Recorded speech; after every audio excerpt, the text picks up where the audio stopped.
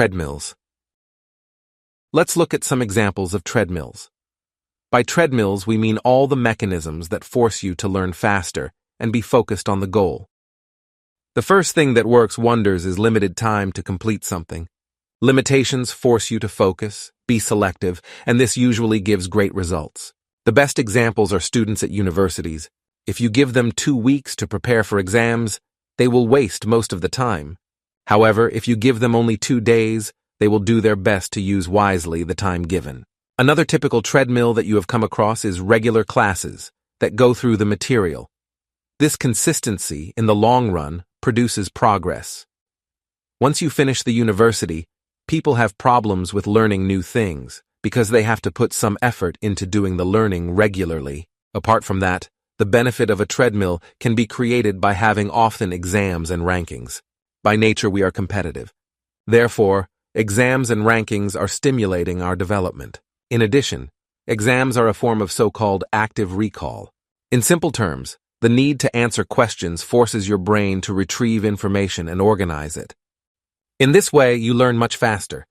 I also recommend using tools with speed control mechanisms. When running on a treadmill at a gym, you have probably noticed that the fact that you can see how fast you run and what distance you have covered makes you run faster. In the same way, you can address other areas. Seeing the speed at which you perform the tasks provides you with vital feedback that you can use to improve yourself. If there is no such mechanism, you can artificially create it by setting goals. For example, if you would like to learn to use shortcuts in Excel, you can set yourself a goal to perform a certain number of analyses per day.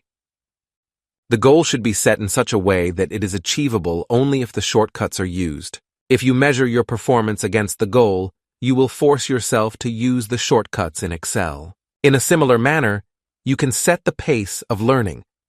For example, if you want to learn a language, you can decide every day to learn words for 30 minutes.